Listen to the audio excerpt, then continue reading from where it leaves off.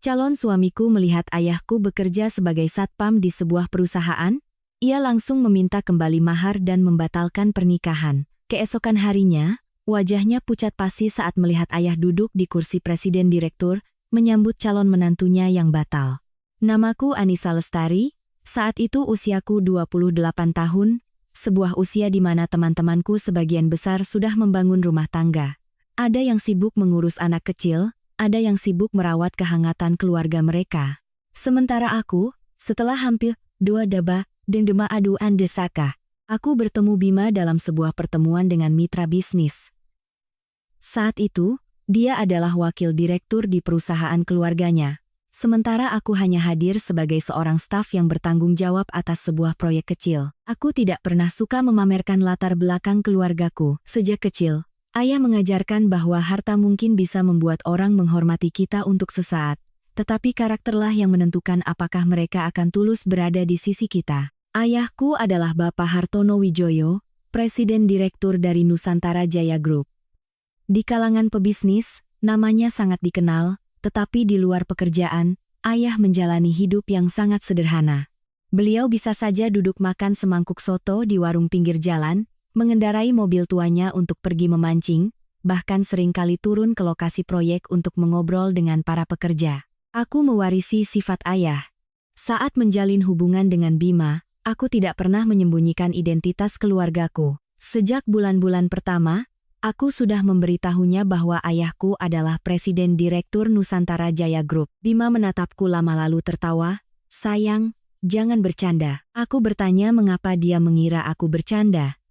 Bima melirik tas biasa yang kupakai dan berkata bahwa putri seorang direktur utama tidak mungkin hidup sesederhana diriku. Aku hanya tersenyum dan tidak menjelaskan lebih lanjut. Setelah itu, setiap kali berbicara tentang ayah, aku selalu mengatakan yang sebenarnya, tetapi Bima sepertinya selalu menyimpan sedikit keraguan. Meskipun begitu, dia memperlakukanku dengan sangat baik, setidaknya begitulah yang kupikirkan. Dia ingat hari ulang tahunku, ingat aku tidak suka bawang goreng, dan ingat bahwa aku sering sulit tidur jika pekerjaan sedang menumpuk. Saat aku lelah, dia bisa menyetir puluhan kilometer hanya untuk membawakanku segelas teh hangat. Hal-hal kecil itulah yang membuatku percaya bahwa Bima mencintai diriku apa adanya, bukan karena latar belakang keluargaku. Setelah hampir 2 tahun, pada hari Bima berlutut di hadapanku dengan sebuah cincin di tangannya, aku menangis. Dia bilang ingin merawatku seumur hidup. Aku menerimanya. Kedua keluarga kami segera membicarakan rencana pernikahan. Ayah Bima, Bapak Santoso, adalah pemilik sebuah perusahaan konstruksi skala menengah. Dalam pertemuan pertama dengan ayahku, Pak Santoso terlihat sangat antusias. Beliau terus-menerus menyebutkan bahwa setelah pernikahan ini, kedua keluarga bukan hanya menjadi besan, tetapi juga bisa saling mendukung dalam bisnis. Ayahku hanya tersenyum. Dalam perjalanan pulang, ayah bertanya, "Anissa, apa kamu yakin Bima mencintaimu?" Aku sedikit terkejut dan menjawab, "Tentu saja, ayah." Ayah bertanya lagi, "Kalau suatu hari Bima tahu ayah tidak punya uang, apa dia masih mau menikahimu?" Aku tertawa, menganggap ayah terlalu khawatir, tetapi ayah tidak tertawa. Beliau hanya menatap keluar jendela dan perlahan berkata, "Seorang pria bisa menjadi aktor yang sangat hebat saat berada di depan sesuatu yang sangat ia inginkan. Untuk mengetahui isi hati seseorang, terkadang kita harus melihat bagaimana cara mereka memperlakukan orang yang mereka anggap tidak bisa memberikan keuntungan apapun." Saat itu, aku tidak sepenuhnya mengerti perkataannya. Acara lamaran diselenggarakan tidak lama setelah itu. Keluarga Bima datang membawa mahar yang cukup lengkap, terdiri dari uang tunai, emas, dan beberapa perhiasan. Di hadapan para kerabat, Pak Santoso terus mengatakan betapa sayangnya keluarga mereka padaku. Namun, semakin dekat dengan hari pernikahan, aku menyadari Bima semakin sering bertanya tentang pekerjaan ayah. Dia bertanya proyek apa yang akan diinvestasikan oleh Nusantara Jaya Group, apakah ayah sering membantu kerabat dalam bisnis. Suatu kali, dia bahkan setengah bercanda berkata bahwa setelah menikah, dia akan menjadi menantu Presiden Direktur Hartono, dan pasti tidak akan ada lagi yang berani meremehkan perusahaan keluarganya. Aku mendengarnya, tetapi tidak terlalu memikirkannya. Hingga suatu malam, ayah memanggilku ke ruang kerjanya. Di atas meja ada setumpuk dokumen.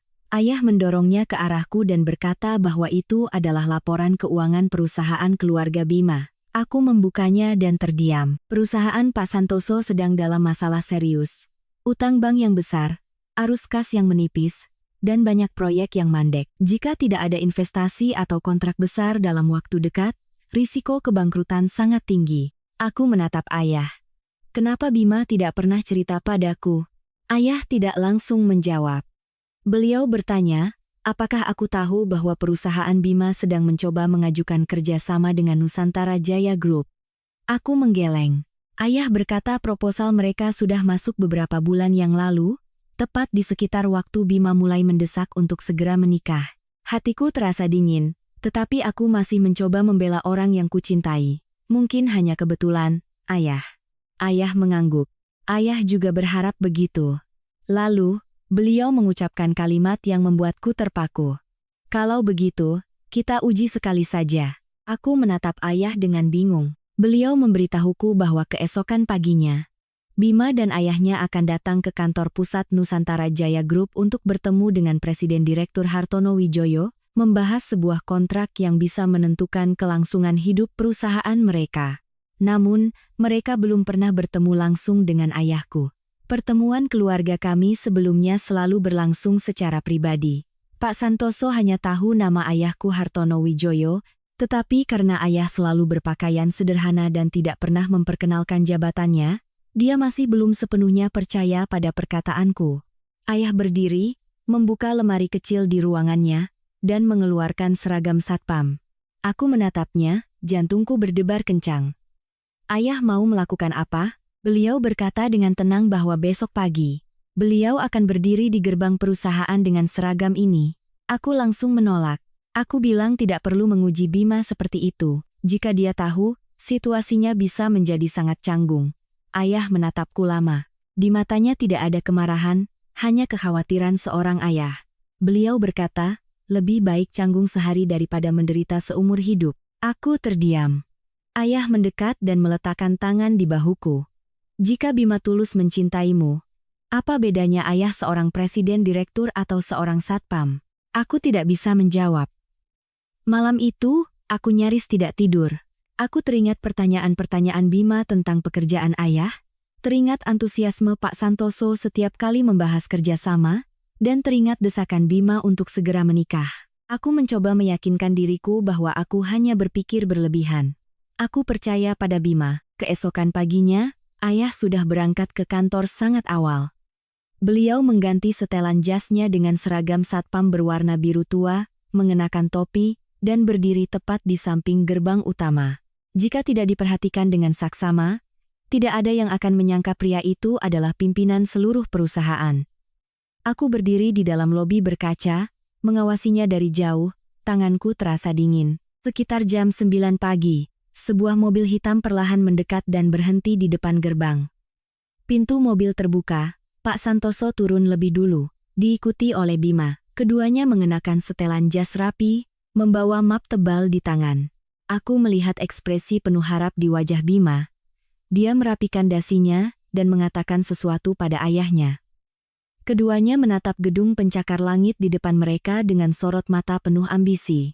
Mereka tidak tahu bahwa orang yang memegang nasib perusahaan mereka sedang berdiri hanya beberapa langkah dari mereka. Ayahku perlahan mendekat.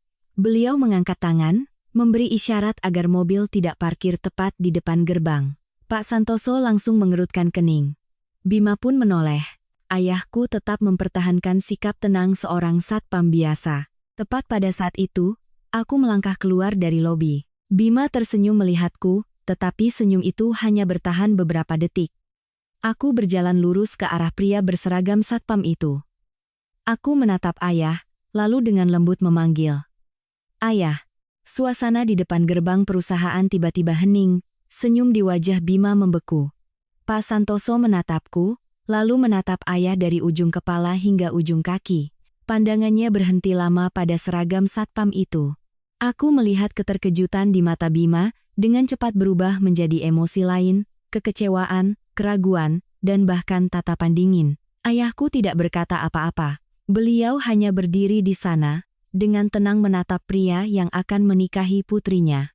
Dan aku Pada saat itu, tiba-tiba merasakan kegelisahan yang belum pernah kurasakan sebelumnya. Karena aku sadar, tatapan mata Bima pada ayahku benar-benar berbeda dari tatapan yang biasa ia berikan setiap kali aku menyebut kata presiden direktur. Kebenaran yang menyakitkan. Aku masih ingat dengan jelas momen itu. Hanya dengan satu kata ayah dariku, raut wajah Bima Aditya berubah total. Dia berdiri kaku selama beberapa detik, matanya menatapku, lalu beralih ke pria berseragam satpam di depannya. Mungkin di dalam kepalanya, ia sedang mencoba mencari penjelasan yang lebih masuk akal. Bima mendekatiku. Dia, benar-benar ayahmu? Tanyanya. Aku mengangguk. Iya. Ini ayahku. Suasana di depan gerbang perusahaan menjadi sangat berat. Pak Santoso mengamati ayahku dari atas ke bawah sekali lagi. Tatapan matanya membuatku sangat tidak nyaman. Itu bukan tatapan seorang calon besan, apalagi tatapan untuk orang yang lebih tua. Itu seperti tatapan seseorang yang sedang menilai sebuah barang, dan baru saja menemukan bahwa barang itu tidak berharga seperti yang ia kira. Tiba-tiba dia tertawa. Tawa kering yang menggema di depan gerbang perusahaan. Pak Santoso menoleh ke putranya dan berkata akhirnya dia mengerti. Bima masih belum bereaksi. Mengerti apa, Pak? Pak Santoso menunjuk ke arah ayahku. Apalagi?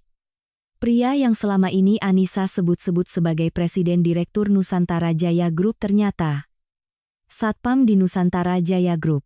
Setiap katanya seperti tamparan di wajahku. Aku langsung berkata, ayah saya memang Presiden Direktur. Pak Santoso tertawa lagi, kali ini lebih keras. Sampai sekarang kamu masih mau bersandiwara? Wajahku terasa panas. Aku bilang aku tidak pernah berbohong, tetapi Pak Santoso tidak membiarkanku selesai bicara. Dia menoleh ke Bima, suaranya penuh sindiran. Dia bilang sejak awal sudah merasa ada yang tidak beres. Bagaimana mungkin putri seorang direktur utama berpakaian biasa, mengendarai mobil biasa, dan tinggal di rumah yang sama sekali tidak mewah. Aku menatap ayah, beliau masih diam. Ketenangan ayah justru membuatku semakin sakit hati. Beliau hanya perlu mengucapkan satu kalimat, menelepon seseorang, atau melangkah masuk ke dalam gedung, maka semua ejekan ini akan berhenti. Tapi ayah tidak melakukannya. Aku tahu beliau sedang menunggu. Beliau ingin melihat apa yang akan dilakukan oleh pria yang akan kunikahi. Aku menoleh ke Bima, masih ada sedikit harapan di hatiku. Kupikir, sekalipun ayahku benar-benar seorang satpam, Bima akan membelaku. Mungkin dia akan terkejut, mungkin kecewa karena salah paham, tetapi setidaknya dia tidak akan membiarkan orang lain menghina aku dan ayah. Aku sudah mencintainya hampir 2 tahun, aku sudah mempercayainya hampir 2 tahun. Tapi hanya dalam beberapa menit, kepercayaan itu mulai hancur berkeping-keping. Bima menatapku lama, lalu bertanya, kenapa kamu harus melakukan ini? Aku tidak mengerti. Melakukan apa? Suara Bima mulai dingin. Selama 2 tahun ini, kamu selalu bilang ayahmu seorang presiden direktur. Aku sudah bercerita ke teman-temanku kalau pacarku adalah putri presiden direktur Nusantara Jaya Group. Ayahku juga sudah bilang ke banyak rekan bisnis kalau keluarga kita akan menjadi besan. Itu semua benar, kataku. Bima tiba-tiba meninggikan suaranya. Cukup, jangan bicara lagi. Aku terdiam membisu. Ini pertama kalinya dalam hampir 2 tahun kami bersama, Bima berbicara dengan nada seperti itu. Dia menunjuk seragam ayahku dan bertanya, kebenaran mana yang sedang berdiri di depanku ini? Aku menatap lurus ke matanya. Pakaian yang dikenakan seseorang tidak bisa menentukan siapa dirinya. Bima tertawa sinis. Jadi kamu mau bilang seorang direktur utama di pagi hari tidak duduk di ruangannya, tapi malah berdiri di luar gerbang menjadi satpam? Aku hendak menjelaskan, tetapi ayah dengan lembut menahanku. Lalu beliau menatap Bima dan bertanya dengan sangat sederhana. Kalau Bapak memang hanya seorang satpam, apa ada masalah? Bima terdiam. Pak Santoso yang menjawab. Masalahnya bukan karena profesi satpam itu rendah, tapi karena kalian telah membohongi keluarga kami. Ayahku bertanya, siapa yang membohongi Anda? Pak Santoso menunjuk lurus ke arahku. Putri Anda. Aku langsung membantah. Aku mengingatkannya bahwa sejak hari pertama mengenal Bima, Aku sudah mengatakan ayahku bernama Hartono Wijoyo dan merupakan Presiden Direktur Nusantara Jaya Group. Aku tidak pernah mengubah satu kata pun. Pak Santoso melipat tangan di dada. Dia tersenyum mengejek. Seseorang yang berbohong cukup lama bisa menjadi begitu percaya diri hingga menganggap kebohongannya adalah kebenaran. Kalimat itu membuatku tercekat. Aku menatap Bima, menunggu dia angkat bicara, tetapi dia sama sekali tidak membelaku. Sebaliknya, dia menoleh pada ayahku dan bertanya, "Sudah berapa lama Bapak bekerja sebagai satpam di sini?" "Sudah cukup lama," jawab ayah. Itu bukan kebohongan. Perusahaan ini dibangun oleh ayah dari nol. Beliau sudah ada di sini lebih lama dari karyawan manapun. Tetapi Bima mengartikannya dengan cara lain. Dia mengangguk lalu tersenyum getir. Dia menoleh padaku.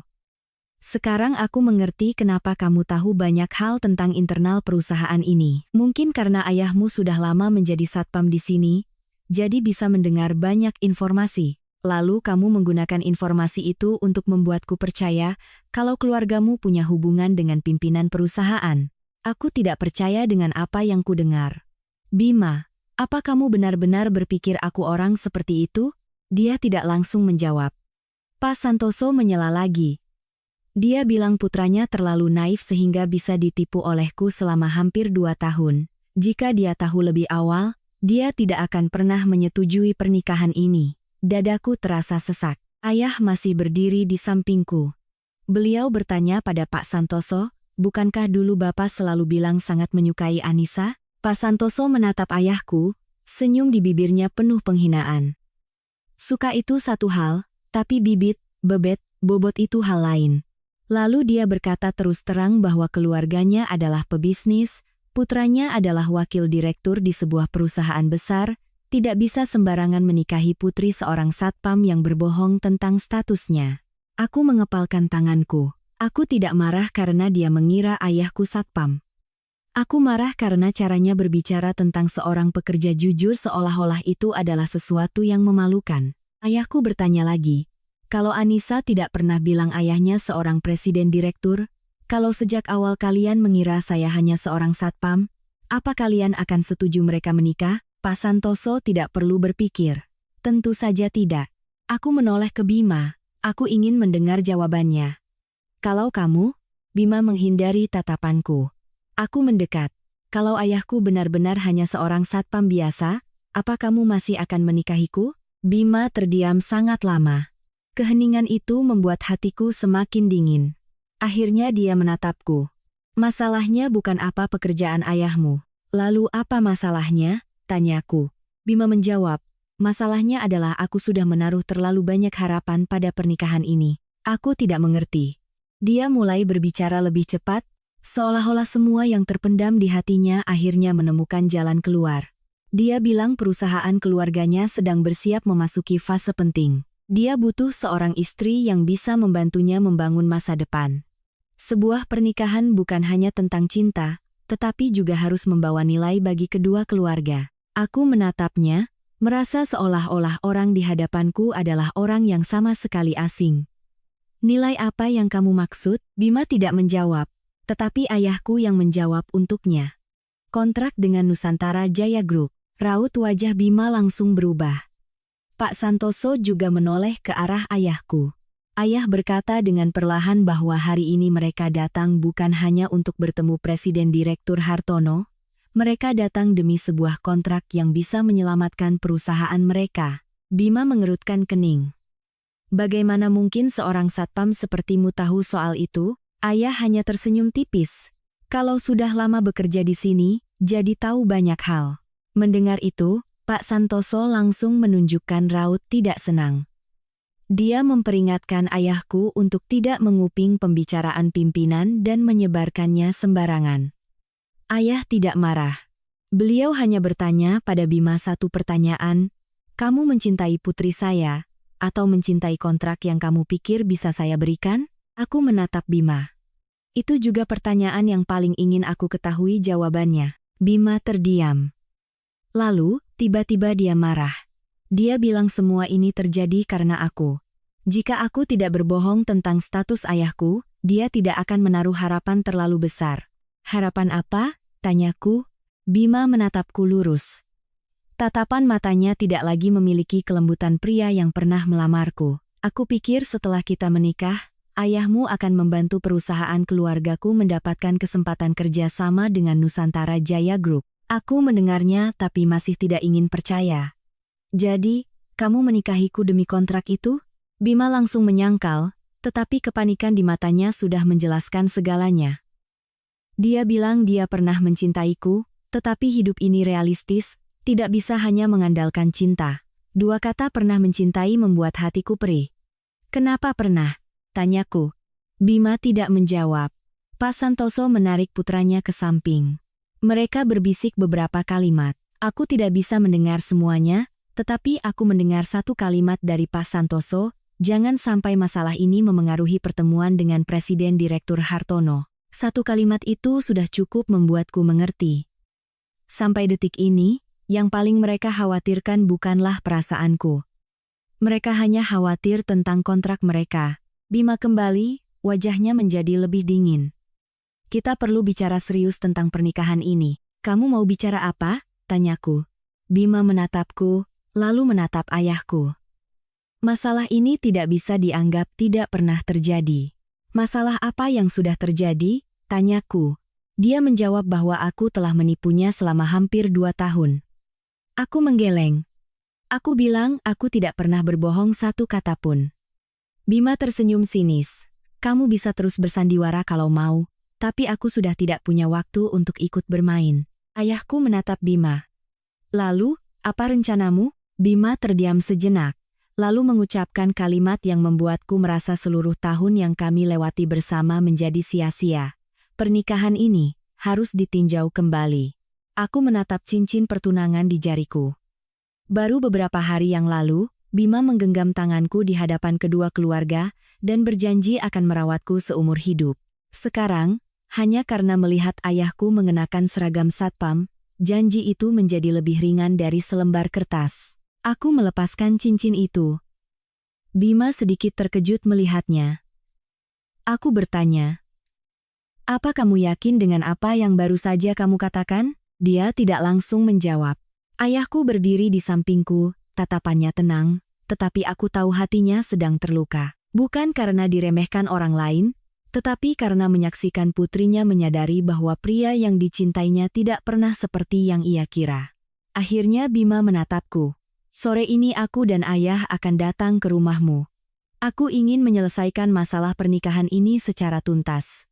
Setelah itu, Bima berbalik dan pergi. Pak Santoso mengikutinya, tetapi sebelum meninggalkan gerbang, dia berbalik menatap ayahku. Dia mengucapkan kalimat yang sangat menyakitkan. Jadi orang itu harus tahu diri. Kalau mau mengubah nasib, setidaknya cari cerita yang lebih bisa dipercaya. Aku gemetar karena marah, tetapi ayah meletakkan tangannya di bahuku. Beliau tidak membalas. Mereka berdua masuk ke dalam gedung, menunggu pertemuan dengan Presiden Direktur Hartono, tanpa tahu bahwa orang yang baru saja mereka hina adalah orang yang sangat ingin mereka temui. Aku menoleh pada ayah. Kenapa ayah tidak mengatakan yang sebenarnya? Ayah menatap punggung Bima yang menjauh, lalu perlahan menjawab, karena kebenarannya sudah muncul. Nak, aku tidak mengerti. Ayah menatapku. Hari ini ayah tidak perlu tahu bagaimana Bima memperlakukan seorang presiden direktur. Ayah hanya perlu tahu bagaimana dia memperlakukan seorang satpam. Aku menunduk, menatap cincin di telapak tanganku. Untuk pertama kalinya sejak mencintai Bima, aku tidak lagi berharap dia akan kembali dan meminta maaf.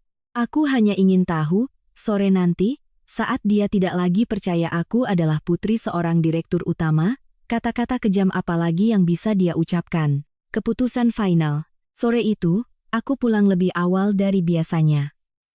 Sepanjang perjalanan dari kantor, aku nyaris tidak berbicara.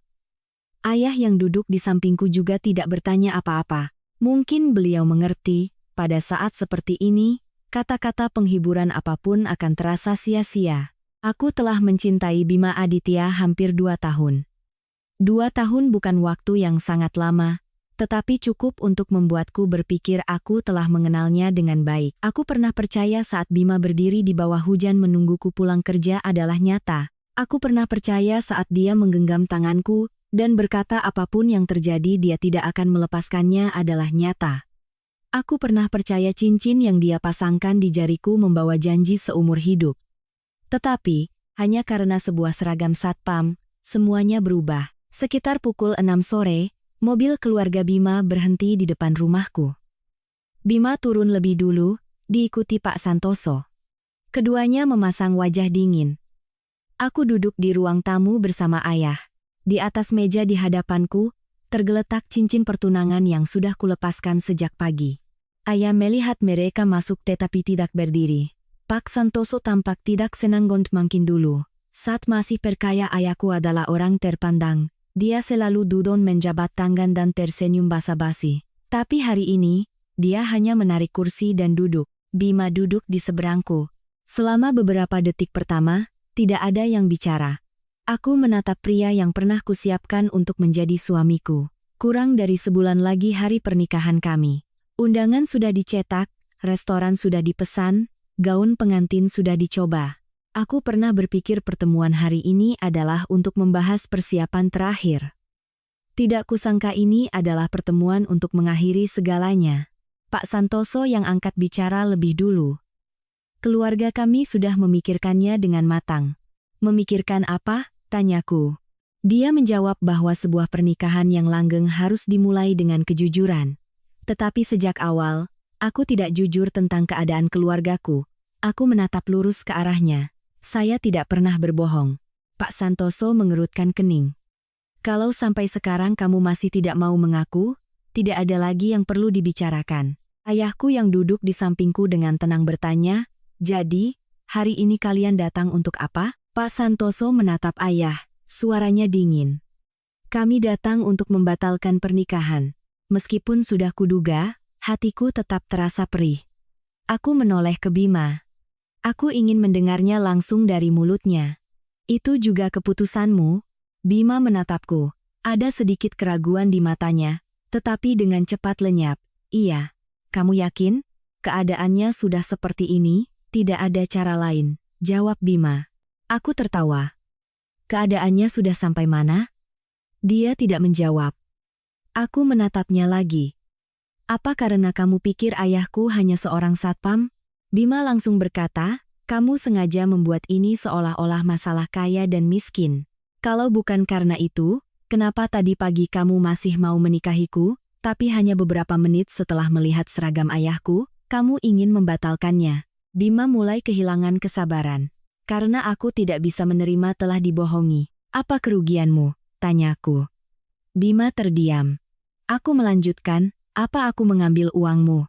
Memanfaatkanmu untuk mencari pekerjaan? Atau pernah meminta perusahaanmu memberikan keuntungan apapun untuk keluargaku? Tidak. Lalu, apa yang sudah kubohongi darimu? Bima memukul meja. Kamu membuatku percaya bahwa setelah menikah, keluarga kita bisa saling mendukung. Aku menatapnya lama. Akhirnya dia mengakuinya juga. Dia sakit hati bukan karena mengira aku berbohong, dia sakit hati karena mimpinya baru saja hancur. Aku bertanya satu hal, jika ayahku benar-benar hanya seorang satpam, tapi aku tetap Anissa yang sama seperti 2 tahun terakhir, apa kamu akan menikahiku?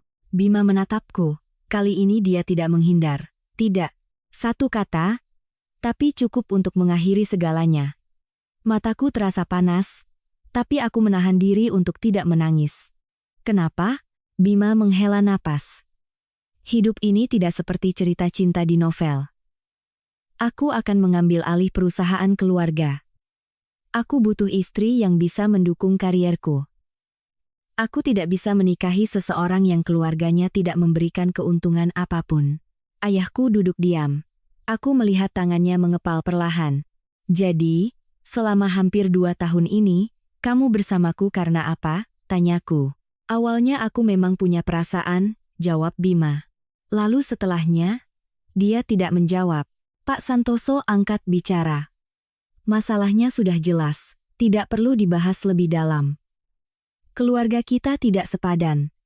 Pernikahan ini berhenti di sini adalah yang terbaik. Ayahku menatapnya.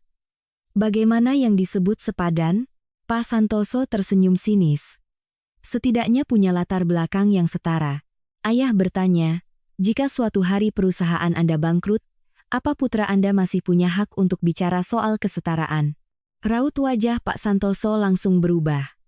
Anda punya hak apa bicara perusahaan saya akan bangkrut? Saya hanya bertanya, jawab ayah dengan tenang. Pak Santoso mendengus dingin. Perusahaan saya sedang bersiap menandatangani kontrak yang sangat besar dengan Nusantara Jaya Group. Begitu kontrak itu disetujui, pendapatan beberapa tahun ke depan tidak akan menjadi masalah. Aku menatap ayah. Beliau tidak berkata apa-apa. Pak Santoso melanjutkan, pertemuan pagi ini diubah jadwalnya menjadi besok karena Presiden Direktur Hartono ada urusan mendadak. Aku langsung mengerti, itu adalah keputusan ayah. Beliau sengaja menunda pertemuan. Mungkin ingin memberi mereka kesempatan untuk memilih sebelum mengetahui kebenarannya.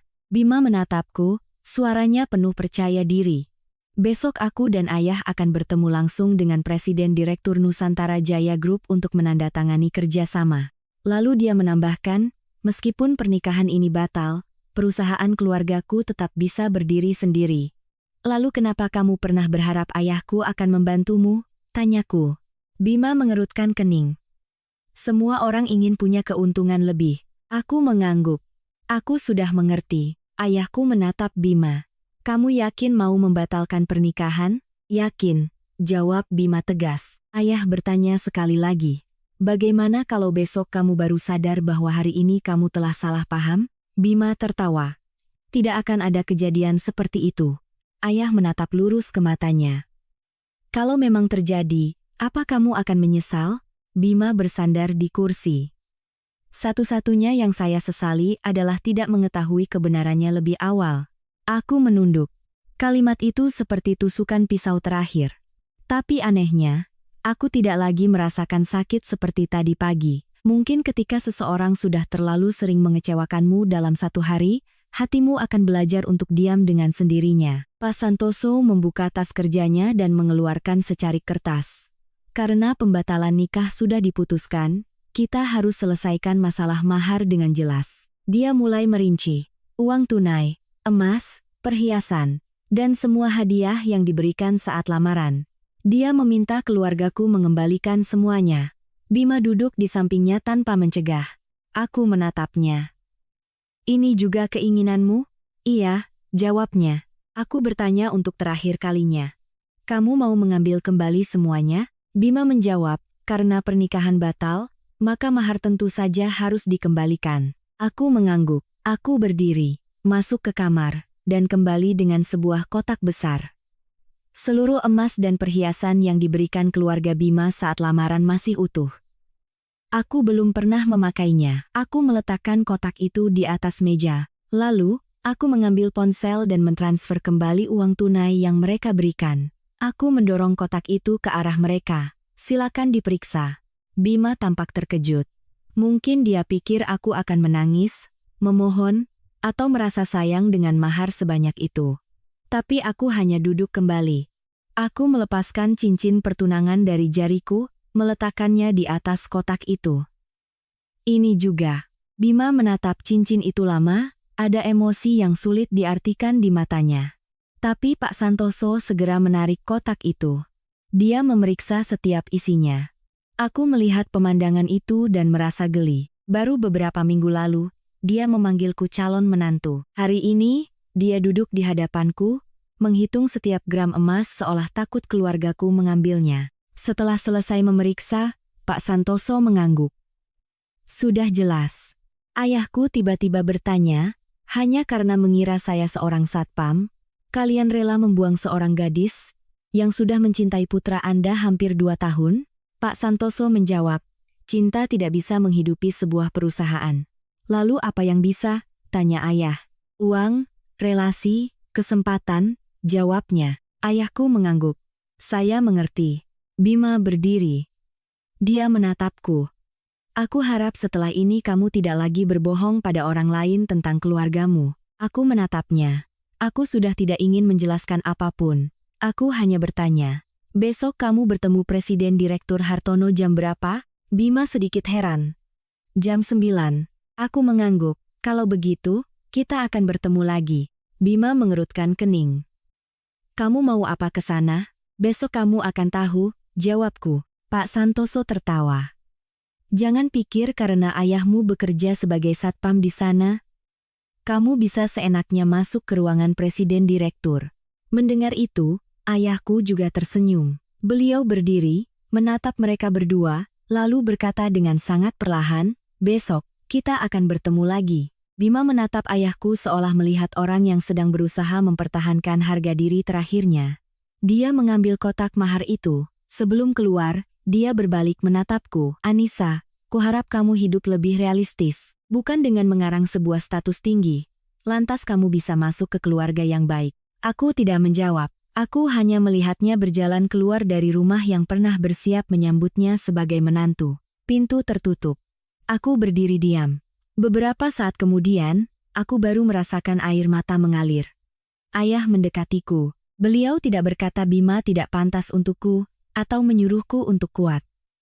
Beliau hanya memelukku seperti saat aku masih kecil. Aku menangis. Aku menangisi 2 tahun yang telah berlalu, menangisi gaun pengantin yang masih tergantung di butik, menangisi janji-janji yang pernah ku percaya. Beberapa saat kemudian, aku menyeka air mata.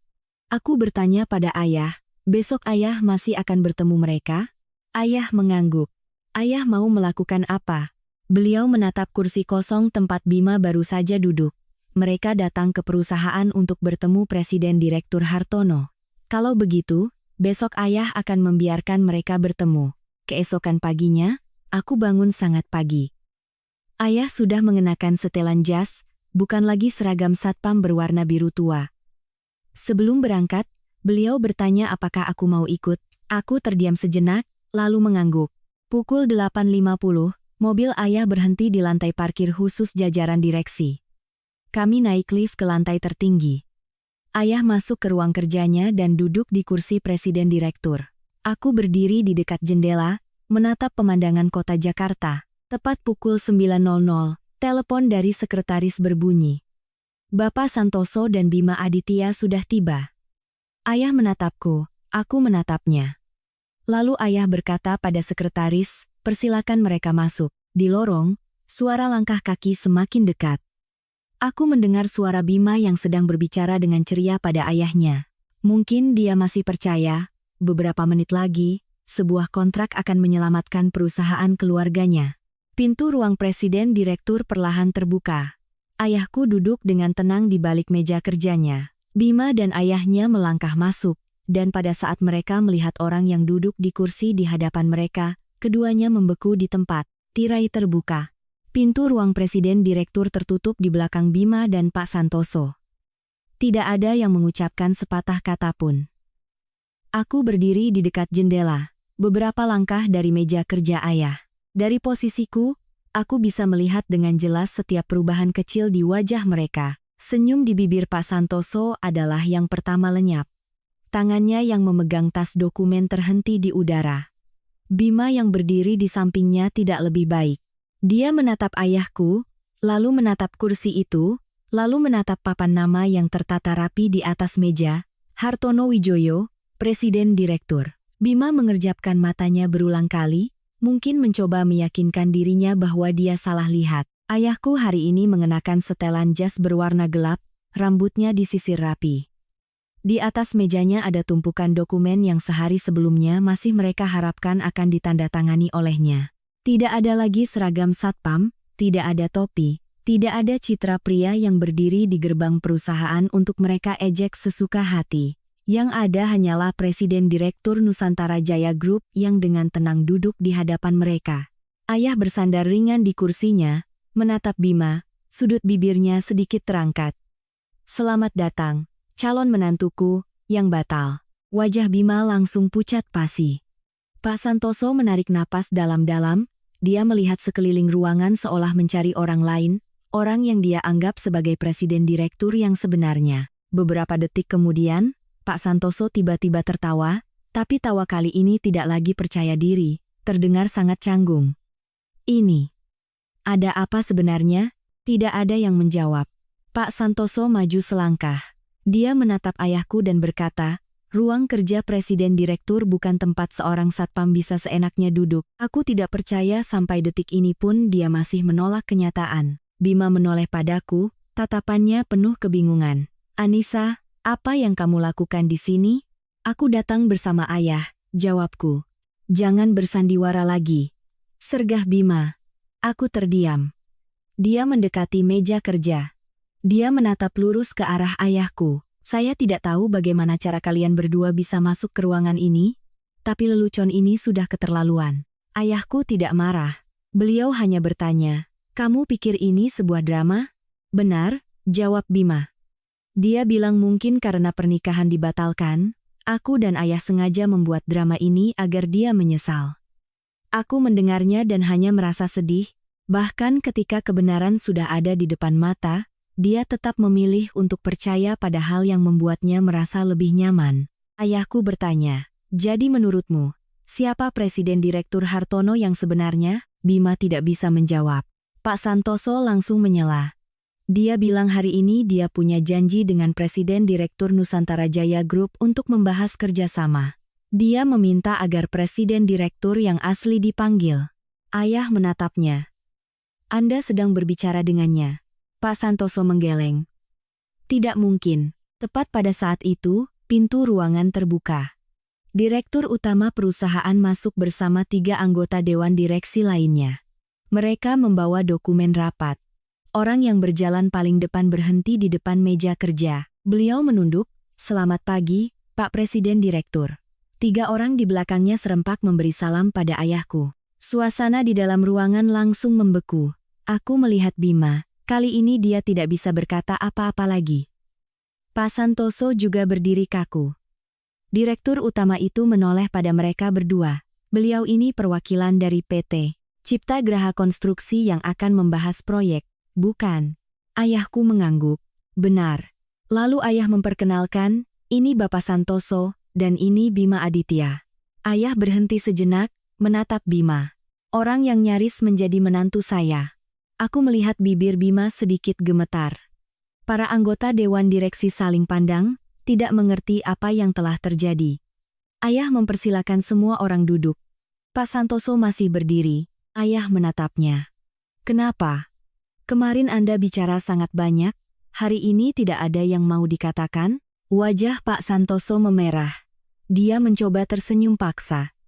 Mungkin telah terjadi kesalahpahaman. Kesalahpahaman tentang apa? Tanya ayah.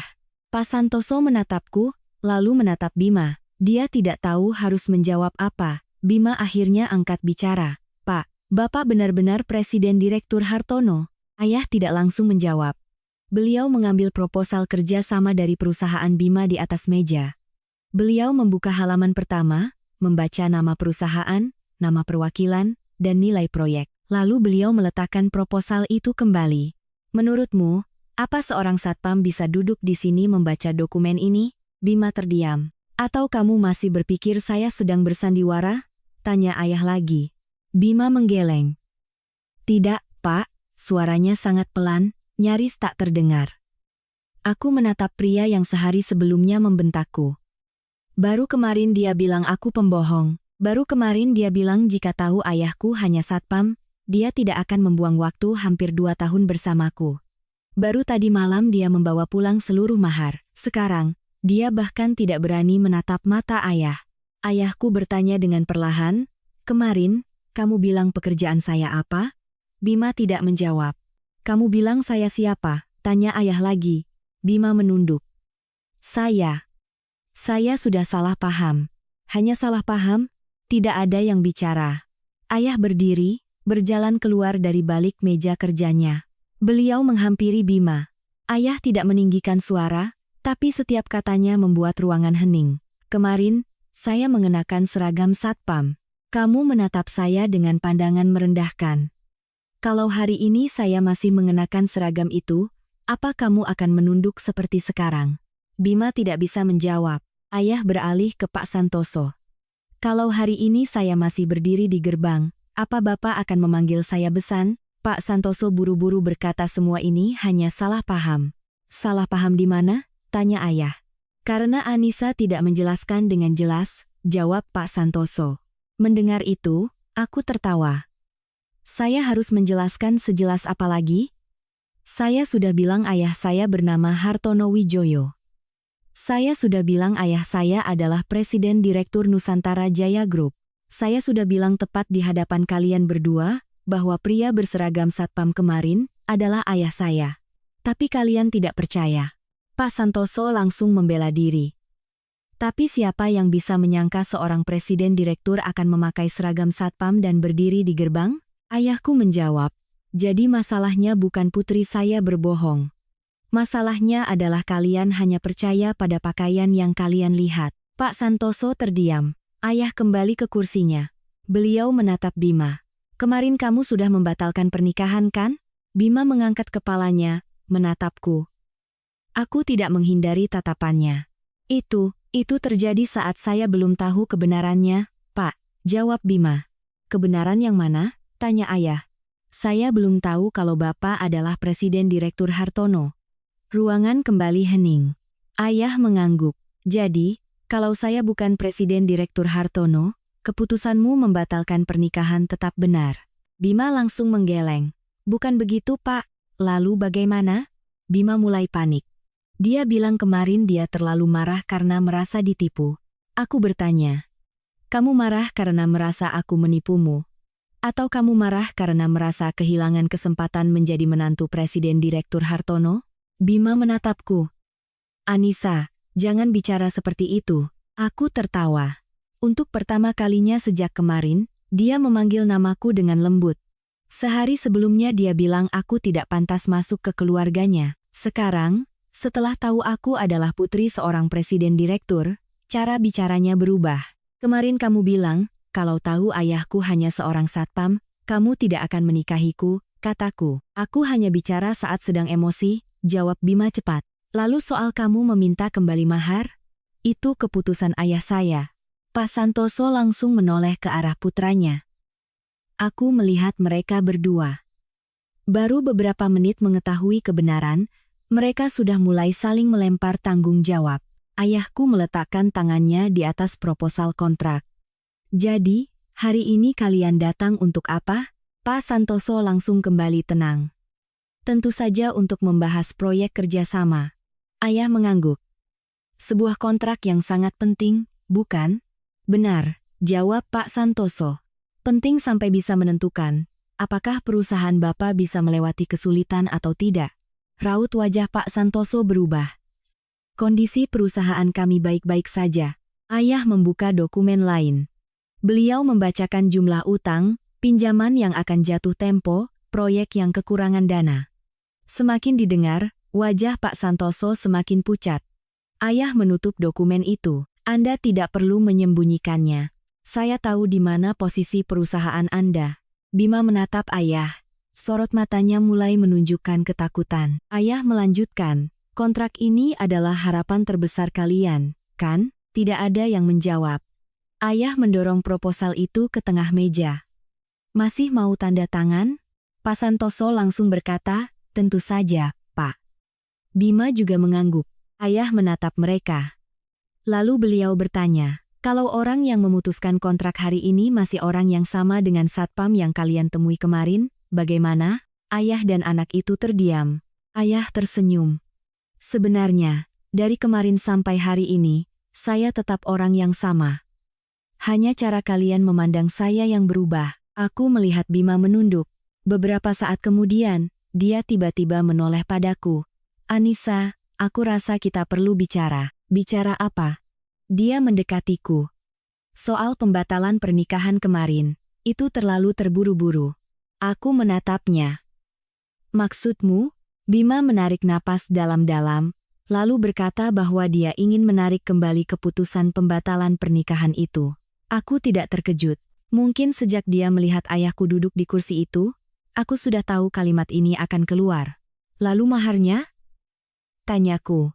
Aku akan mengembalikannya, jawab Bima cepat. Lalu kata-katamu tentang ayahku? Aku minta maaf. Lalu kalimatmu yang bilang kalau tahu ayahku hanya satpam, kamu tidak akan menikahiku? Bima terdiam beberapa detik, lalu berkata, Aku salah. Aku menatapnya lama. Aku ingin mencari sedikit penyesalan yang tulus di matanya, tapi yang paling kulihat adalah kepanikan. Panik karena kehilangan aku, atau panik karena kehilangan kontrak? Aku tidak tahu. Ayahku menatap Bima. Kamu mau menikahi putri saya lagi? Bima langsung mengangguk. Benar, Pak. Kenapa? Tanya ayah. Karena saya mencintai Anissa. Ayah menatapnya. Kemarin kamu juga mencintainya, kan? Atau cinta itu baru kembali setelah kamu melihat kursi ini? Bima tidak bisa menjawab. Pak Santoso buru-buru angkat bicara. Anak muda kadang emosional, Pak. Bicara tanpa dipikir. Masalah pernikahan jangan sampai dibatalkan hanya karena salah paham kecil. Aku menatapnya. Kemarin Bapak bilang keluarga saya tidak sepadan. Hari ini bagaimana? Pak Santoso tersenyum canggung. Kemarin saya belum tahu keadaannya. Aku mengangguk. Jadi, sehari sebelumnya aku tidak pantas menjadi menantunya, sehari setelahnya aku menjadi pantas. Hanya karena ayahku berganti pakaian dari seragam satpam ke setelan jas. Pak Santoso tidak menjawab.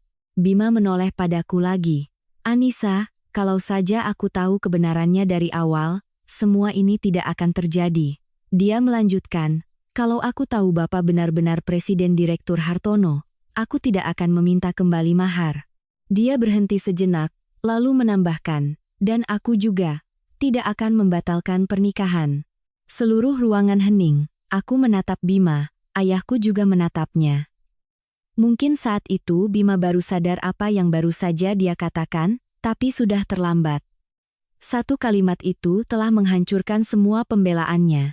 Aku bertanya dengan sangat perlahan, jadi, kalau ayahku benar-benar hanya seorang satpam, kamu akan tetap membatalkan pernikahan? Wajah Bima pucat pasi. Dia buru-buru berkata, bukan itu maksudku. Tetapi ayahku sudah menutup map di hadapannya. Suaranya pelan, tapi membuat Bima dan ayahnya menoleh. Ayah meletakkan tangannya di atas kontrak yang mereka tunggu-tunggu. Saya rasa, hari ini kita sudah cukup saling mengerti. Pak Santoso langsung berdiri.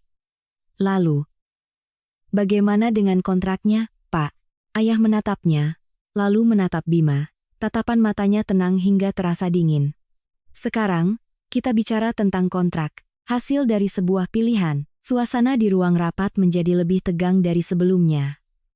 Kontrak itu tergeletak di depan ayahku, hanya beberapa langkah dari Pak Santoso. Mungkin bagi mereka berdua, tumpukan kertas itu sekarang lebih penting dari semua yang baru saja terjadi. Aku melihat Bima, dia masih berdiri di dekatku, wajahnya penuh kecemasan. Kalimat yang baru saja ia ucapkan masih terngiang di kepalaku. Kalau aku tahu Bapak benar-benar Presiden Direktur Hartono, aku tidak akan meminta kembali mahar, dan aku juga tidak akan membatalkan pernikahan. Mungkin Bima ingin kalimat itu membuktikan bahwa semuanya hanya salah paham, tapi dia tidak sadar bahwa dia baru saja mengakui hal yang paling mengerikan. Dia tidak menyesal telah menyakitiku, dia hanya menyesal telah salah menilai status ayahku. Ayah di balik mejanya membuka proposal kontrak itu. Pak Santoso langsung duduk tegak. Bima juga menoleh, aku melihat harapan muncul di mata mereka. Mungkin mereka berpikir urusan pernikahan adalah urusan pribadi, sementara bisnis adalah bisnis. Mungkin mereka percaya, hanya dengan beberapa kata maaf, ayahku akan tetap menandatangani kontrak bernilai ratusan miliar rupiah. Ayah membalik halaman demi halaman. Beliau tidak mengatakan apa-apa. Keheningan yang panjang membuat Pak Santoso mulai gelisah. Akhirnya dia angkat bicara, Pak Hartono, kejadian kemarin benar-benar kesalahpahaman yang disayangkan. Saya harap masalah pribadi anak-anak tidak memengaruhi hubungan kerja sama antara kedua perusahaan. Ayah mengangkat wajahnya. Masalah pribadi anak-anak? Pak Santoso mengangguk. Anak muda, Pak, pacaran lalu bertengkar itu biasa. Kemarin semua sedang emosi, jadi terucap kata-kata yang tidak seharusnya. Aku mendengarnya, dan hanya bisa tersenyum miris. Baru sehari yang lalu, pria ini duduk di rumahku dan mengatakan keluargaku tidak sepadan. Dialah yang meminta setiap keping mahar dikembalikan. Dialah yang memeriksa setiap gram emas seolah takut kami mencurinya. Sekarang, semua itu hanya dianggap sebagai sedikit emosi.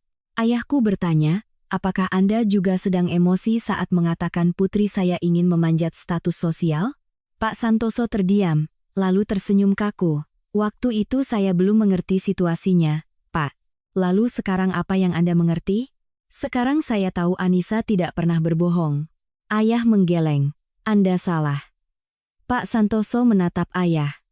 Ayah melanjutkan. Sekarang, Anda hanya tahu bahwa saya adalah Presiden Direktur Hartono.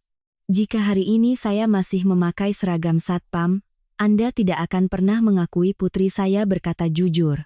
Pak Santoso tidak bisa menjawab. Bima mendekat. Pak, saya minta maaf. Kamu minta maaf untuk apa? Tanya ayah. Saya minta maaf, karena sudah salah paham. Hanya itu? Bima terdiam. Ayah menatapnya lekat. Beliau mengulang setiap kejadian. Kamu sudah menghina Anissa. Kamu sudah merendahkan profesi yang kamu kira saya jalani. Kamu bilang jika tahu keluarganya tidak punya status, kamu tidak akan menikahinya. Kamu membatalkan pernikahan. Kamu meminta kembali seluruh mahar. Dan hari ini, setelah tahu saya adalah presiden direktur, kamu ingin menarik kembali semua yang sudah kamu katakan. Bima menunduk. Saya tahu saya salah, Pak. Salah di mana? Tanya ayah. Setelah hening sejenak, Bima menjawab, saya terlalu emosi. Ayah menggeleng. Emosi tidak menciptakan pribadi yang lain. Emosi hanya membuat seseorang mengatakan hal-hal yang sebenarnya sudah ada di dalam hatinya. Ruangan hening. Aku menatap ayah. Untuk pertama kalinya sejak semua ini terjadi, aku mengerti mengapa beliau bersikeras menguji Bima. Ayah tidak ingin tahu bagaimana Bima bersikap di hadapan seorang presiden direktur. Semua orang bisa bersikap sopan pada orang yang berkuasa. Ayah ingin tahu bagaimana Bima akan memperlakukan seseorang yang ia anggap lebih rendah darinya. Dan Bima telah memberikan jawabannya. Bima menoleh padaku. Dia mendekat. Anissa. Suaranya melembut. Kita sudah bersama hampir 2 tahun. Tidak mungkin hanya karena satu hari salah paham, kita hapus semuanya. Aku menatapnya. Siapa yang menghapus lebih dulu? Bima terdiam. Aku tidak membatalkan pernikahan, kamulah yang membatalkannya. Aku tidak meminta kembali hadiah yang sudah kuberikan, kamulah yang memintanya. Aku tidak mengatakan keluargamu tidak pantas. Kamu dan ayahmu yang mengatakan itu tentang keluargaku. Aku akan memperbaikinya, kata Bima cepat. Bagaimana caranya? Aku akan membawa kembali maharnya. Aku tertawa. Kamu pikir masalahnya hanya beberapa gram emas itu? Bima menggeleng. Bukan. Dia mengulurkan tangan hendak memegang tanganku. Aku mundur selangkah. Tangannya berhenti di udara. Aku menatapnya, mengajukan pertanyaan yang sejak semalam ingin kutanyakan. Kalau hari ini yang duduk di kursi itu bukan ayahku, bagaimana? Bima menatapku. Aku melanjutkan. Kalau hari ini kamu masuk dan bertemu presiden direktur yang sama sekali berbeda, kalau ayahku masih berdiri di bawah gerbang dengan seragam satpamnya, apa kamu akan kembali mencariku? Bima membuka mulutnya, tapi tidak ada jawaban yang keluar. Apa kamu akan membawa mahar itu kembali? Tanyaku lagi. Dia tetap diam. Apa kamu akan meminta maaf pada ayahku? Bima menunduk. Keheningannya adalah jawabannya. Aku merasakan sakit yang aneh. Tidak lagi hebat. Tidak lagi membuatku ingin menangis. Rasanya seperti luka yang sudah terlalu lama sakit hingga akhirnya mati rasa. Aku mengerti, pria di hadapanku tidak pernah mencintaiku seperti yang kupercaya. Mungkin dia pernah punya perasaan, mungkin kenangan kami tidak sepenuhnya palsu. Tapi ketika cinta harus disandingkan dengan keuntungan, dia memilih keuntungan tanpa ragu. Pak Santoso mulai tidak sabar. Urusan perasaan bisa diselesaikan nanti. Hari ini kita punya jadwal untuk membahas kontrak. Ayahku menatapnya. Anda sedang terburu-buru? Pak Santoso menjawab bahwa proyek ini sudah disiapkan berbulan-bulan. Kedua perusahaan sudah mengorbankan banyak waktu. Benar, kata ayah. Lalu beliau mengeluarkan dokumen lain, laporan hasil audit keuangan perusahaan Pak Santoso, dan mendorongnya ke arahnya. Raut wajah Pak Santoso berubah. Dia mengambil laporan itu, dan semakin ia membaca, tangannya semakin gemetar.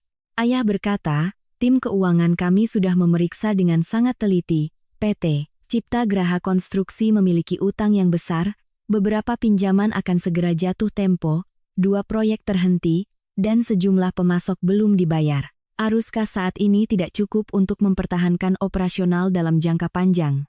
Pak Santoso langsung membantah. Itu hanya kesulitan sementara. Ayah mengangguk. Saya tahu. Dan kontrak dengan Nusantara Jaya Group adalah cara yang Anda gunakan untuk menyelesaikan kesulitan itu. Pak Santoso terdiam.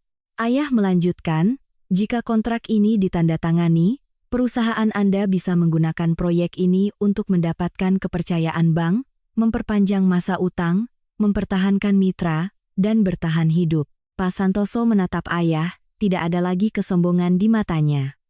Jadi, Pak Presiden Direktur sudah mengetahui kondisi kami sejak awal? Saya tahu, jawab ayah. Lalu kenapa masih memberi kami kesempatan?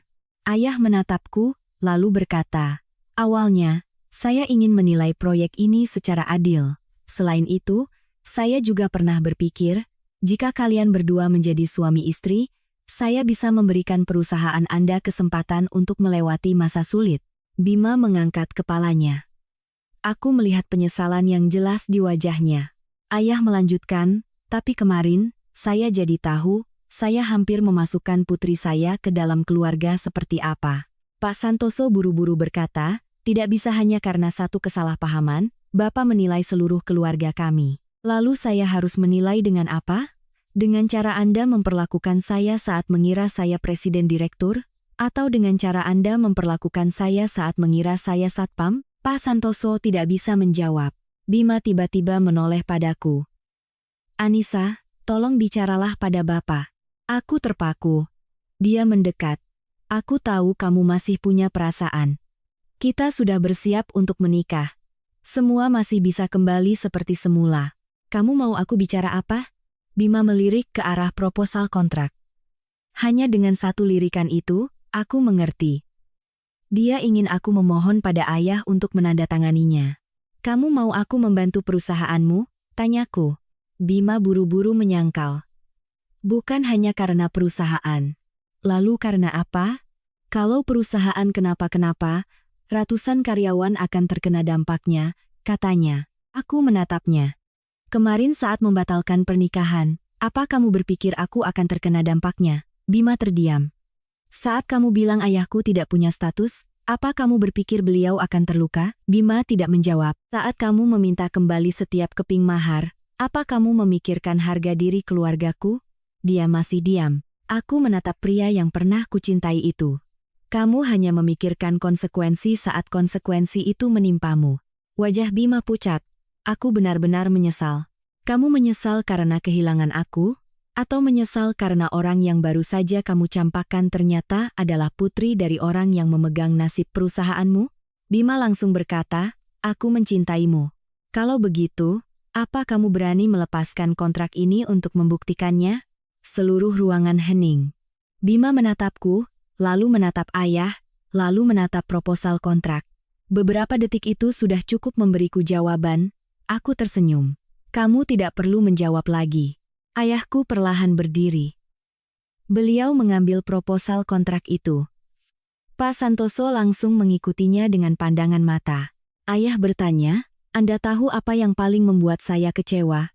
Pak Santoso tidak menjawab. Ayah berkata, bukan karena kalian meremehkan saya. Saya sudah hidup cukup lama untuk tidak peduli apa yang orang pikirkan tentang pakaian yang saya kenakan. Yang membuat saya kecewa adalah putri saya telah menghabiskan hampir 2 tahun untuk seorang pria yang hanya butuh beberapa menit untuk membuangnya saat mengira dia tidak lagi berharga. Pak, beri saya satu kesempatan, mohon Bima. Ayah menatapnya. Bima melangkah ke depan meja. Dia bilang dia akan minta maaf, akan memperbaiki kesalahan, akan melakukan apa saja. Apa saja? Tanya ayah. Bima mengangguk. Ayah menatapku, lalu menatap Bima. Kalau saya benar-benar seorang satpam, apa kamu akan berlutut meminta maaf pada saya? Bima terpaku. Ayah tidak menunggu jawabannya. Beliau menoleh pada Pak Santoso, kontrak ini belum ditandatangani. Pak Santoso langsung berkata, tapi kita sudah menyepakati hampir seluruh klausulnya. Benar, jawab ayah. Tapi tanda tangan terakhir belum ada. Pak Santoso mulai panik. Dia bilang jika kontrak tidak ditandatangani, perusahaannya akan menghadapi kesulitan yang sangat besar. Ayah menatapnya. Saya tahu. Jadi Bapak tetap akan membatalkannya? Ayah meletakkan proposal itu di meja. Sebuah proyek besar tidak hanya butuh kemampuan finansial, tapi juga kepercayaan pada pimpinannya. Kemarin, saya sudah melihat bagaimana Anda dan putra Anda mengubah sikap hanya karena sebuah seragam. Saya tidak bisa menempatkan proyek perusahaan ini di tangan orang-orang yang menilai mitra bisnis berdasarkan status dan kepentingan pribadi. Pak Santoso berdiri. Ini balas dendam. Ayah menatap lurus ke arahnya. Tidak. Kalau saya ingin balas dendam, saya akan menandatangani kontrak ini, lalu membuat Anda kehilangan segalanya. Sekarang, saya hanya menolak menempatkan uang perusahaan pada sebuah bisnis yang sudah tidak lagi saya percayai. Pak Santoso kaku. Bima menoleh padaku, kali ini suaranya nyaris memohon. Anissa, tolong bantu aku sekali ini saja. Aku menatapnya. Aku teringat tadi malam saat aku bertanya apakah dia yakin ingin membatalkan pernikahan, dia menjawab yakin. Saat ayah bertanya jika besok dia sadar telah salah paham, apa dia akan menyesal, dia menjawab satu-satunya yang dia sesali adalah tidak tahu kebenarannya lebih awal. Aku menatap lurus ke matanya. Kemarin, kamu sudah memilih. Hari ini, kamu hanya menerima hasil dari pilihanmu. Ayahku mengambil pulpen. Pak Santoso dan Bima menatap pulpen itu. Ayah menarik proposal itu ke dekatnya. Sejenak, mereka pikir ayah akan menandatanganinya. Tetapi ayah hanya menulis satu baris di halaman pertama, tidak disetujui. Beliau meletakkan pulpennya dan mendorong dokumen itu kembali ke arah Pak Santoso. Wajah pria itu pucat pasi. Bima berdiri mematung. Kerja sama kita berakhir di sini, kata ayah. Pak Santoso mengambil dokumen itu dengan tangan gemetar. Anda tahu apa akibat dari keputusan ini pada perusahaan saya? Ayah menatapnya. Saya tahu. Tapi yang membawa perusahaan Anda ke kondisi hari ini bukan saya.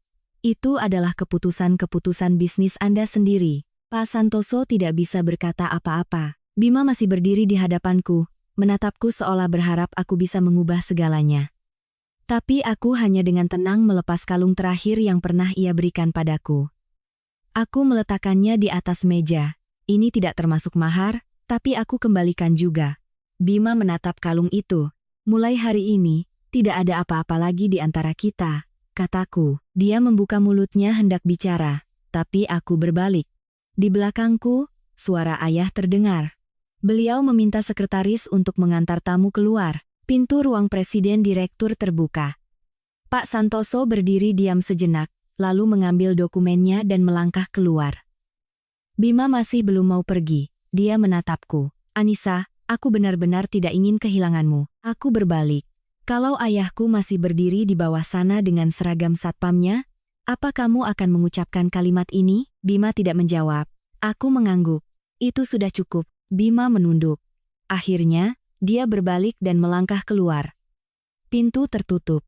Aku berdiri diam. Ayah mendekatiku. Kamu baik-baik saja? Aku melihat keluar jendela. Di bawah sana, kota Jakarta tetap sibuk seolah tidak ada yang terjadi. Aku akan baik-baik saja, ayah. Ayah mengangguk.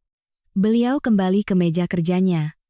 Tapi sebelum duduk, beliau melihat laporan keuangan perusahaan Bima yang masih tergeletak di meja.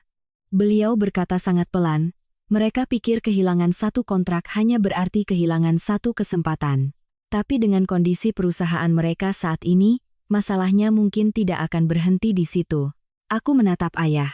Beliau tidak berkata apa-apa lagi. Tapi hanya beberapa hari kemudian, aku mengerti arti dari kalimat itu. Karena begitu berita bahwa kontrak dengan Nusantara Jaya Group batal tersiar, kartu domino pertama di perusahaan keluarga Bima Aditya mulai berjatuhan. Epilog, pintu yang tertutup. Hanya 3 hari setelah pertemuan di ruang presiden direktur, berita pertama tentang PT Cipta Graha Konstruksi mulai muncul. Awalnya hanya beberapa telepon. Seorang pemasok menagih utang yang sudah jatuh tempo, sebuah bank meminta jaminan aset tambahan, Seorang mitra bisnis yang sedang bernegosiasi proyek baru tiba-tiba meminta peninjauan ulang seluruh kemampuan finansial. Masalah-masalah itu sebenarnya sudah ada sejak lama. Bedanya, dulu Pak Santoso selalu mengatakan kepada semua orang bahwa perusahaannya akan segera menjadi mitra strategis Nusantara Jaya Group. Dia menggunakan nama besar perusahaan ayah sebagai jaminan. Kepada bank, dia bilang kontrak besar akan segera ditandatangani. Kepada pemasok, dia bilang begitu proyek dimulai, arus kas akan stabil. Kepada karyawan, dia bilang perusahaan akan memasuki era baru. Semua menunggu, semua berharap. Tapi kontrak itu batal. Tidak ada pengumuman balas dendam, tidak ada tindakan apapun dari pihak ayahku untuk menyulitkan mereka. Nusantara Jaya Group hanya mengumumkan bahwa setelah proses audit, kedua belah pihak tidak mencapai kesepakatan kerjasama. Satu pengumuman itu sudah cukup. Karena fondasi perusahaan mereka sudah terlalu rapuh. Ketika harapan terakhir hilang, orang-orang yang tadinya sabar mulai menuntut hak mereka. Rabu pagi, Bima meneleponku. Aku menatap namanya di layar ponsel cukup lama. Akhirnya, aku tidak mengangkatnya. Dia menelepon lagi, dan lagi, lalu mengirim pesan. Dia bilang ingin bertemu, aku tidak membalas. Sore harinya, dia muncul di lobi perusahaan. Petugas keamanan meneleponku, bertanya apakah aku mau menemuinya. Aku bilang tidak. Sekitar 1 jam kemudian, aku turun untuk bertemu klien. Bima masih di sana. Dia tidak lagi mengenakan setelan rapi. Kemejanya kusut, wajahnya lelah. Begitu melihatku, dia langsung mendekat. Anissa, aku berhenti. Kenapa kamu tidak mengangkat teleponku? Tidak ada lagi yang perlu kita bicarakan, jawabku. Ada. Perusahaan sedang ada masalah. Aku menatapnya. Apa hubungannya denganku? Bima terdiam sejenak. Bank-bank mulai menekan. Pemasok menagih. Beberapa mitra mau menarik diri. Kamu datang untuk menceritakan semua ini padaku?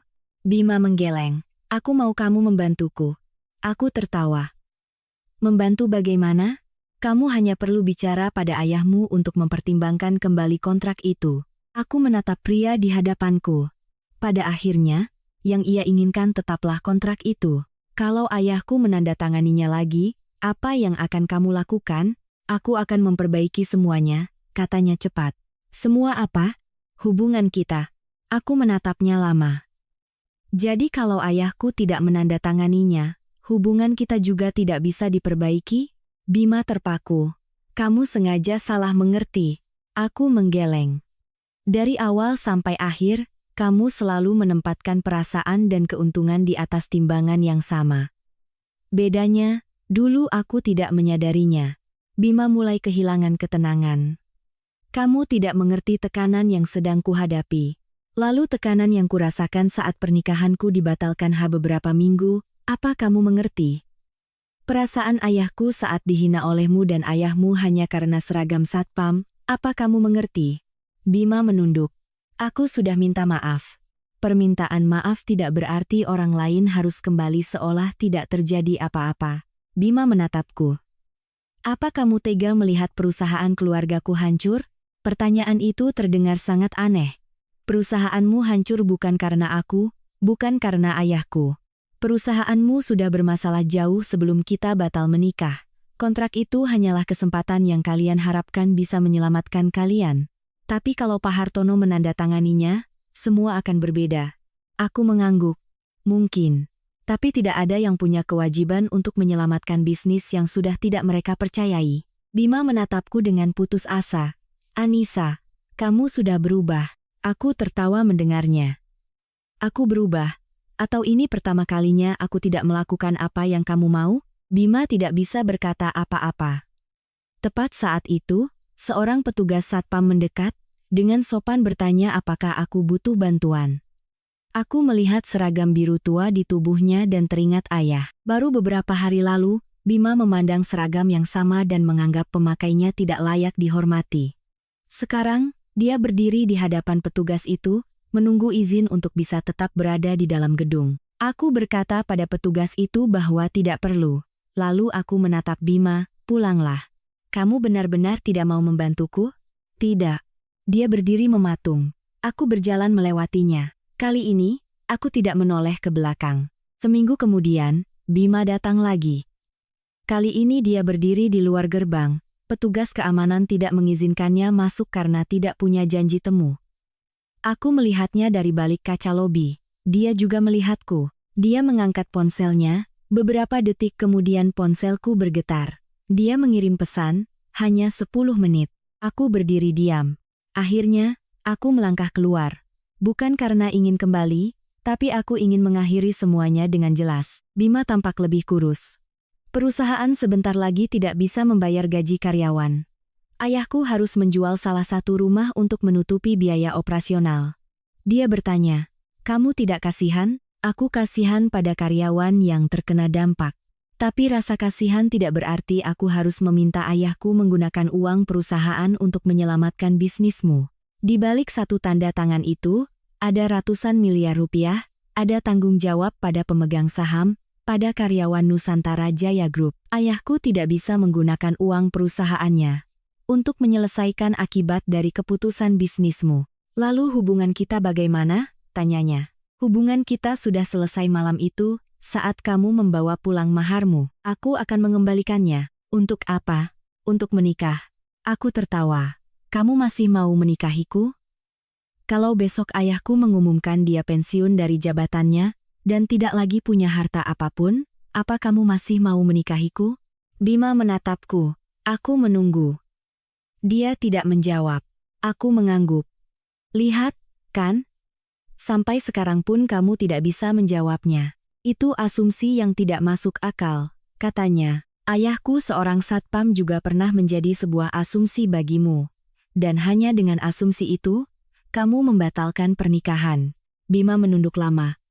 Aku tahu aku salah. Kamu salah karena merendahkan orang lain, atau salah karena merendahkan orang yang keliru? Bima mengangkat kepalanya, matanya memerah. Apa kamu harus bicara sekasar itu? Kenyataan kadang memang menyakitkan, tapi aku sudah lebih dulu mendengar kenyataan versimu, bahwa jika aku bukan putri seorang presiden direktur, kamu tidak akan menikahiku. Bima tidak punya apa-apa lagi untuk dikatakan. Sebulan kemudian, PT Cipta Graha Konstruksi mengajukan permohonan pilot. Kabar itu datang di suatu pagi yang biasa. Aku menerima pesan singkat dari Bima. Dia hanya menulis satu kalimat. Perusahaan keluargaku sudah tidak ada lagi. Aku menatap layar ponselku lama, tidak membalas. Sore itu saat pulang kerja, aku melihat Bima berdiri di seberang jalan. Dia tidak mendekat, aku juga tidak menyeberang. Di antara kami hanya ada sebatang jalan, tapi aku tahu jarak yang sebenarnya sudah jauh lebih dalam dari itu. Di matanya tidak ada lagi kesombongan, tidak ada lagi kepercayaan diri, yang tersisa hanya kelelahan. Aku berbalik, tapi sebelum masuk ke mobil, ponselku bergetar lagi. Aku ingin bertemu untuk terakhir kalinya. Lama aku menatap pesan itu. Akhirnya, aku membalas, "Baik, aku tahu, ada beberapa cerita yang untuk benar-benar selesai membutuhkan pertemuan terakhir. Bukan untuk kembali, tapi agar kedua pihak mengerti, ada hal-hal yang sekali hilang. Sebanyak apapun mahar dikembalikan, sebanyak apapun kata maaf diucapkan, tidak akan pernah bisa kembali seperti semula. Kami bertemu di kafe tempat kencan pertama kami." Bima terlihat sangat berbeda. "Aku sudah banyak berpikir," katanya. Aku mengaku. Awalnya aku memang punya perasaan padamu, tapi semakin kesini, saat aku tahu ayahmu mungkin adalah Presiden Direktur Nusantara Jaya Group, aku semakin berharap pada keuntungan yang bisa kudapat dari pernikahan ini. Dia menatapku. Aku minta maaf. Kali ini, aku percaya permintaan maafnya tulus. Tapi permintaan maaf yang tulus tidak berarti segalanya bisa kembali. Aku menerima permintaan maafmu, kataku. Mata Bima berbinar. Jadi, kita masih punya kesempatan? Aku menggeleng. Tidak, harapan di matanya padam. Aku menatap pria yang pernah ingin kunikahi. Bima, kamu selalu berpikir kamu kehilangan segalanya dalam satu hari. Tapi itu tidak benar. Kamu tidak kehilanganku saat ayahku menolak menandatangani kontrak. Kamu juga tidak kehilanganku saat perusahaanmu bangkrut. Kamu kehilanganku pada saat kamu melihat ayahku memakai seragam satpam, dan memutuskan bahwa keluargaku tidak lagi berharga. Hal yang kamu sesali bukanlah karena telah menyakitiku, kamu menyesal karena telah salah merendahkan orang. Bima menunduk, tidak membantah. Selamat tinggal, kataku sebelum berdiri dan pergi. Itu adalah terakhir kalinya aku melihatnya. Beberapa bulan kemudian, hidupku kembali normal. Suatu sore, aku masuk ke ruang kerja ayah dan melihat seragam satpam itu masih tergantung rapi di sebuah lemari kecil. Kenapa ayah masih menyimpannya? Ayah tersenyum. Karena ini adalah pakaian paling berharga yang pernah ayah kenakan. Kenapa? Ayah menatapku.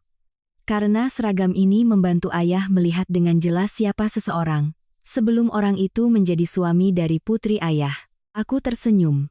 Ayah berjalan ke dekat jendela.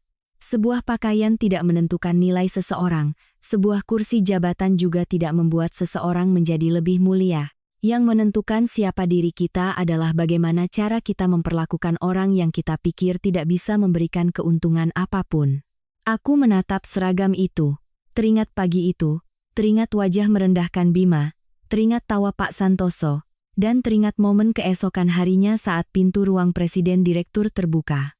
Ayahku duduk di kursinya yang besar, Bima berdiri mematung, dan ayah hanya menatapnya dengan tenang lalu berkata, "Selamat datang, calon menantuku, yang batal." Pada akhirnya, aku tidak kehilangan seorang suami. Aku hanya kip melihat dengan jelas seseorang yang tidak seharusnya menjadi suamiku. Dan terkadang, sebuah pernikahan yang batal sebelum hari H bukanlah sebuah musibah. Itu adalah cara hidup menutup sebuah pintu yang salah, sebelum kita melangkah terlalu jauh ke dalamnya.